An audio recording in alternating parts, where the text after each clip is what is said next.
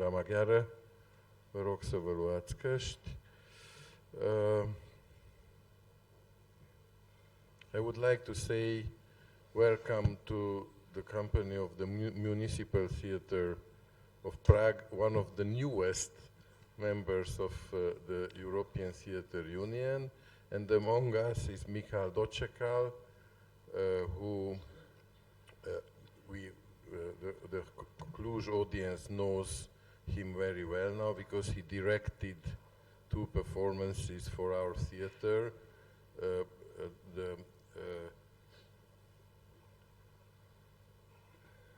I've served Her Majesty the Queen by Hrabal first, and then Kafka America. But we also saw 2 of his wonderful performances, Waiting for Godot from the National Theatre of Prague and Figaro. So this is the 5th performance of Mika. No, the 6th, because we have seen also The Good Person of Sichuan presented by Vixinhas. I'm not sure Mikve also was here. Yes. So it was the 6th, and Waiting for Godot was, we exchanged. Now he took over a new theater in Prague, and I want to put the first question and welcome from the cast. We have Juliet, Romeo, and Mercutio from this very young company, as I see.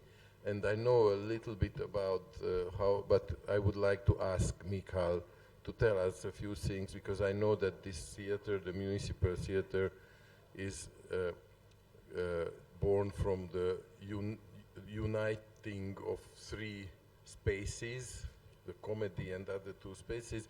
So please speak a little bit about this for us.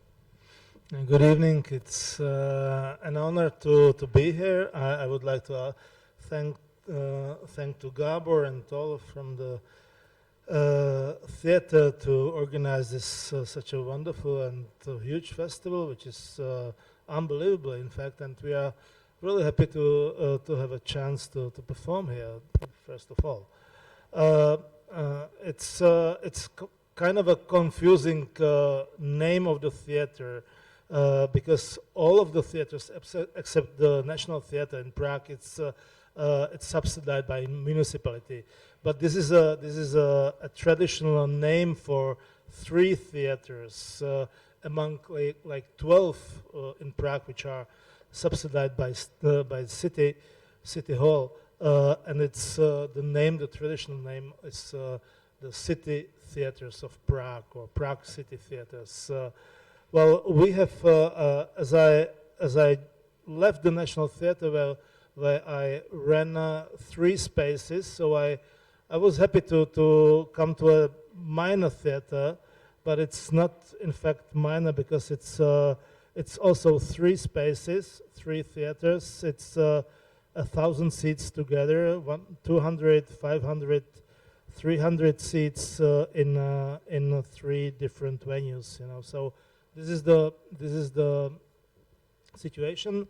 We won the audition 1.5 years ago. We are building or build it up almost a new company based on mostly on the young actors. Most of them or some of them you could see tonight. And because before giving the microphone over to András, I would like to ask you, because Michal has also been president of this union before, so I remember we spoke that in the future maybe, because now you have more spaces, maybe Prague will be able to organize this festival in a few years. What do you think? Well, I would love to do that. Unfortunately, the municipality is very greedy or not so generous as the Koloshvar or Cluj municipality is. But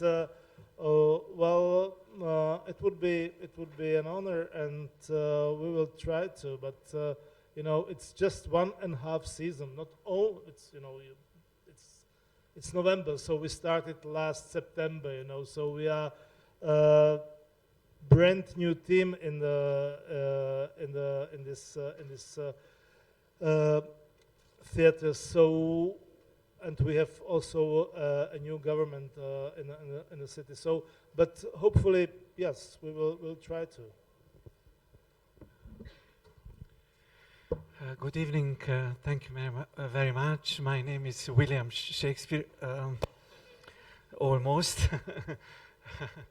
um, as we know, we might know, when somebody is deciding to produce Romeo and Juliet, there are two major reasons, usually. One major reason is that that particular company has a group of actors which invites the idea to make Romeo and Juliet. And the other reason, many times, it's about a very strong idea which would urge the director or somebody or the leaders of the theater to produce Romeo and Juliet. I think in this case, if we are speaking about the cast, we have already an answer to that, because it's a wonderful way of producing Romeo and Juliet, having these actors. I mean, all of them. An excellent cast, working on the same level. You cannot see differences in their skills, in their knowledge. But in the same time, here there is an interesting idea also how to do today Romeo and Juliet, because we in the audience, we are expecting to meet finally a director who would not kill all of them, like Romeo and Juliet. Will create such an ending which would offer a comfort for us because of this bloody and beautiful story. So your choice was, and we can see this kind of performances, to combine the outskirts of a big city. This is a very urban Romeo and Juliet, to combine with a more mysterious, sometimes intimate space of where the sounds are coming, the source of the sounds invading the stage, and also the images. We can see also on the wall a Bansky work, which then is getting to be destroyed, which is very painful. I won't tell him about this. And yes, because it's a very charming image of Juliet in her childhood, which is a beautiful choice, I think. So you combine the Globe Theatre stage, the Bayer stage, with some more contemporary stage in the background. I think that's interesting because the downstage part of your space offers a big possibility of this playfulness and the bodily expression of the relationships and the ideas.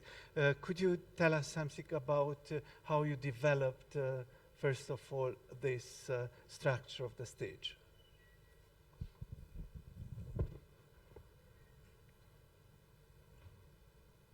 Well,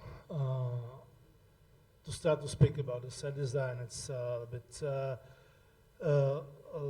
third or fourth step in thinking about the story and the play. In fact, of course, I was thinking about to establish or to renew the company, so I invited young actors to join the company. That was first step. But also, probably the step before this was that I was thinking about a play about the play which is not just the play about love, because I don't know.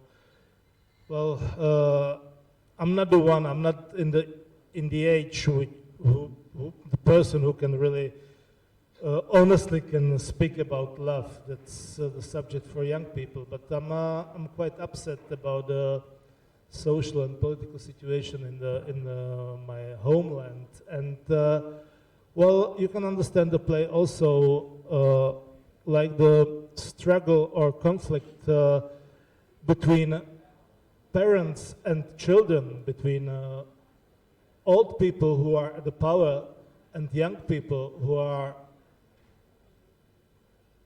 suffering by this using of the power. That was the first thing. Second thing was the urban surrounding or space, because while we who do theater, we live in the cities, and that's our experience. Third was not to have too much, not to have almost any furniture, instead of this like the conference table. That was the basic idea. The conference table, the Montagues and Capulets are all the time sitting at the conference table trying to get the decision, the deal about the peace, and they will never found it. They will not found it even after the death of Romeo and Juliet. So probably this conference table, which is in this not in this shape because of the stage purposes, it's kind of a broken, let's say. This was the basic idea where it started from. To start thinking about the Romeo and Juliet from the peace conference, well, that was the idea, let's say. Coming back now a little bit to the same question, I don't want to stress it too much, but what is interesting for me that if we take the outskirts of an urban setting, these guys are not coming from that world. And if they are not coming from that world, this was, I don't know in what extent conscious or unconscious, knowing you, it was very conscious decision to show or to highlight their fragility. Because if they are not part of that world, these people are not violent. I mean, the violence sucks them in. And I think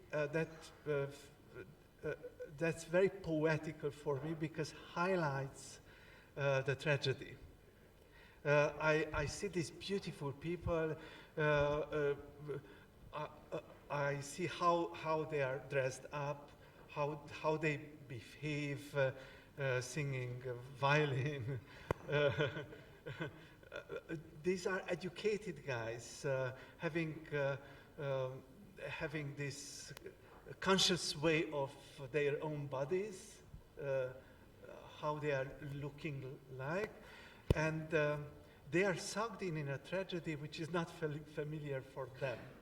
So they are strange people to that tragedy, which is heartbreaking. Tell me about this aspect of the show, or not only you, your actors also, because that was a big surprise for me. It was a big surprise for me, this combination of fragility and violence. which is very theatrical in the same time, because in the theater, the violence is never perfect.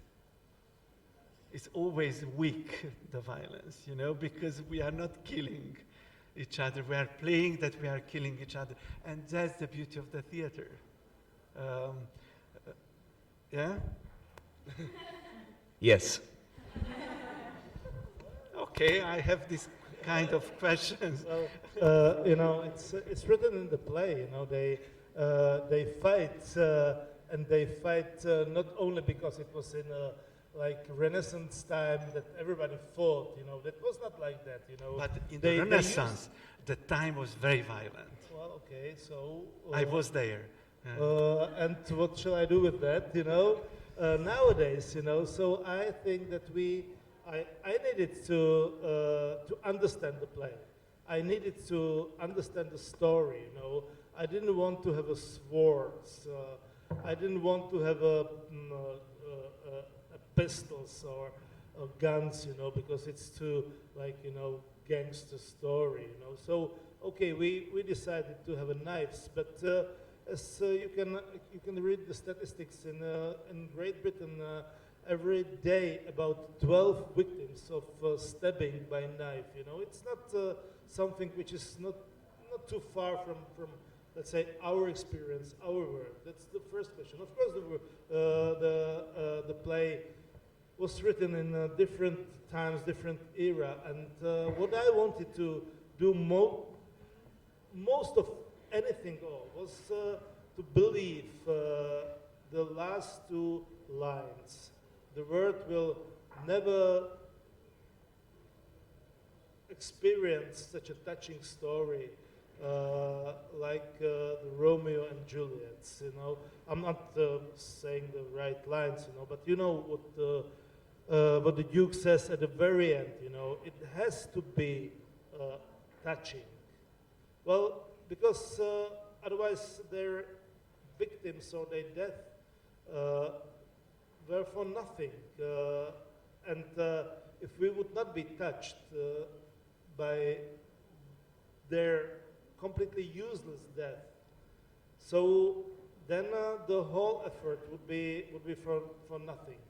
And I was not trying to do a kind of intellectual or I mean, I've read on a Facebook a comment by a spectator.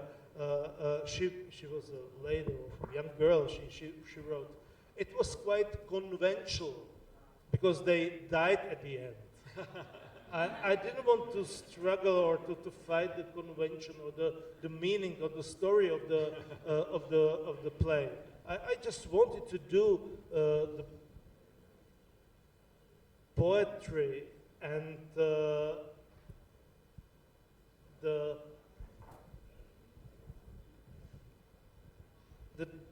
pain of the play as much as it's possible.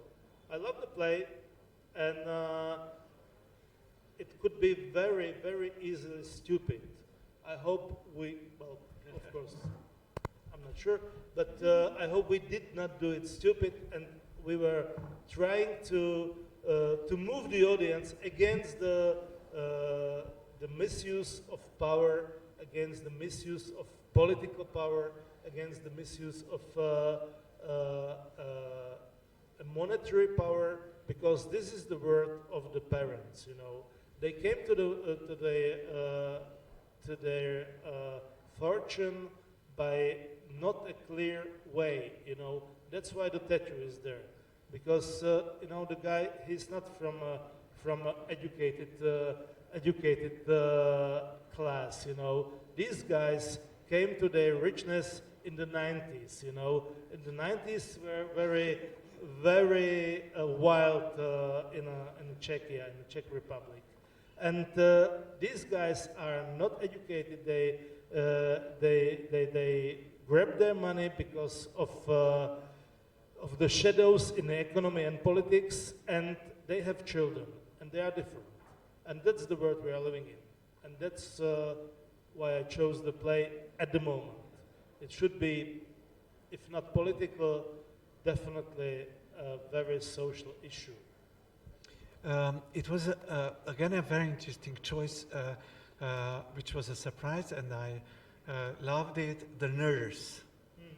The nurse being the one who judges the witness of everything, like a person out of time, but still very involved personally in the life of these youngsters, but also in the lives of the parents. The nurse who comes from unavoidable, comes from a low class, but still she's the queen of the truth. How did you get to this interesting choice, interesting point? Because to cast the Duke, it's an horrible question. You know, the one who plays the Duke, that's a victim of the play. You know, he appears 3 times, at the beginning, in the middle, at the end. You know, so and you have an old director. You know, he's quite famous, but he has to do the Duke. You know, well, I'm all the time sitting in backwards, and then I'm coming in beginning and come in the middle, and then at the end I have to have the soul and the emotion. That's the formal question, one. But second, it's also to combine the feminine approach to the word which is complicated and unsatisfiable. And well, because it's quite late time, so I can say it's my tribute to Angela Merkel. The Duke should be a tribute to Angela Merkel.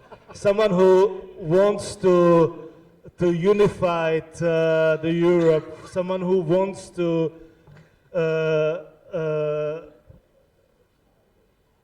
communicate and to translate the different approaches, even the languages, and is satisfying in 20%? You tell. That's interesting. I'm going to ask at least one question to the actors. At least one, because this talkback session is supposed to last until 4 o'clock in the morning, so we have plenty of time to discuss.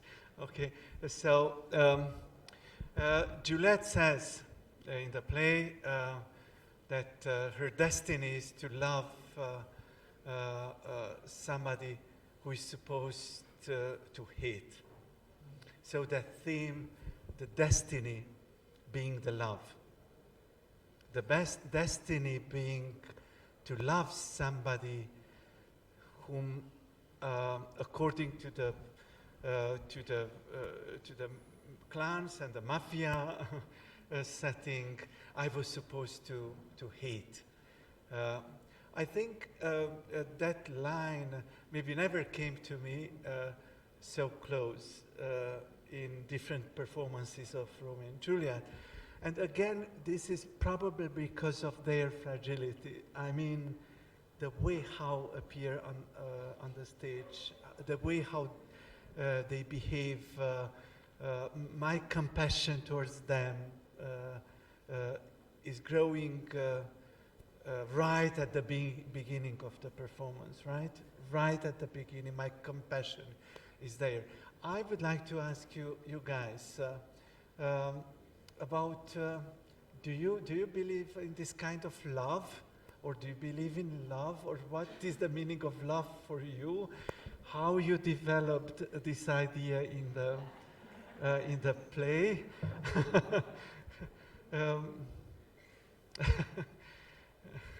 Sorry for asking. That's a hard question. I can order another beer for you if you want. A stronger one, maybe. Yes, please. Good evening. you're asking what is the meaning of love for us? Yes, if I for believe- you. Yeah, of course. In your generation, what is the meaning of that? Because you are not just playing, I think that you are going a little bit beyond the rules. Yeah. Okay? You know, I'm only 21 and I'm like searching what is the true love. And this play helps me a little bit. So I can't say what is the meaning of love for me. I only know that it's something which I want to live and I want to do and I want to have my whole It's fine. my whole life. But finding love in our generation is, I think, more difficult than your generation. And the reason is, yeah, I'm not sure. But the reason is because we have Don't judge and don't be judged. we have like a million stupid things which we don't need, and that this is taking our attention to what is real and what is really important. It's internet, phones, I think more it's jak se to říká?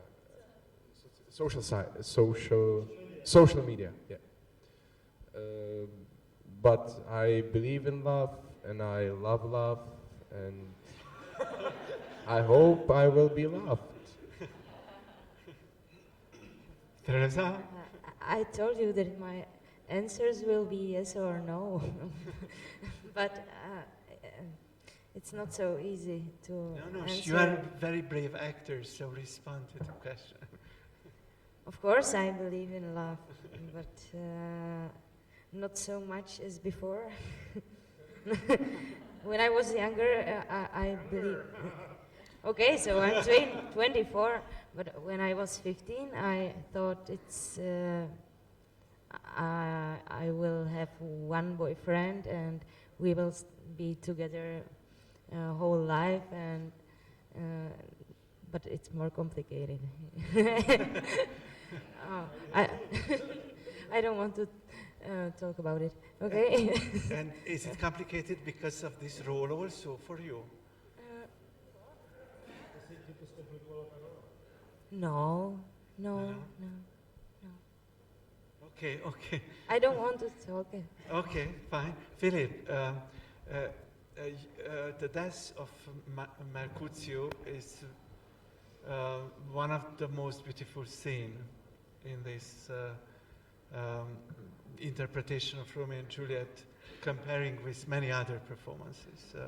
So this idea that in the moment of the death, a huge power invades the body of somebody and wants to climb in the.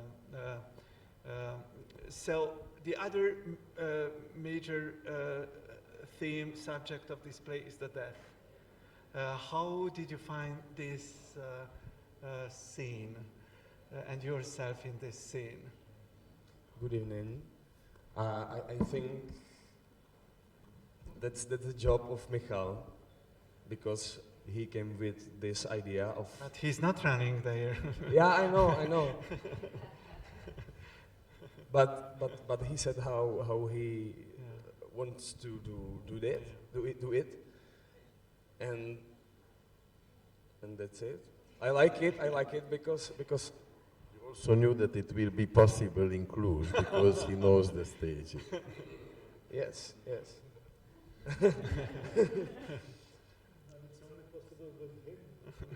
Yeah. I like when people on stage, like actors, are expressive and have a lot of energy, and I think that the pressure in Mercutio is really big, and he needs to put it away. So he do something like this, like it's like a dance of death, or something like that. And he's, like Michal said, he's running away from death, and he don't want to die, but he will. It was really, really beautiful, I think. Hey guys, I won't continue to torture you, I promise, because you know the table is being prepared very far from us. But according to the now already to the ritual of every evening, I allow one question or one short comment for somebody. We need to use the microphone for the translation. So if there is a question, or everybody's so hungry, I don't know why is that today. Yeah, so then 3, 2, 1, 0. Thank you so much, guys. Help yourself.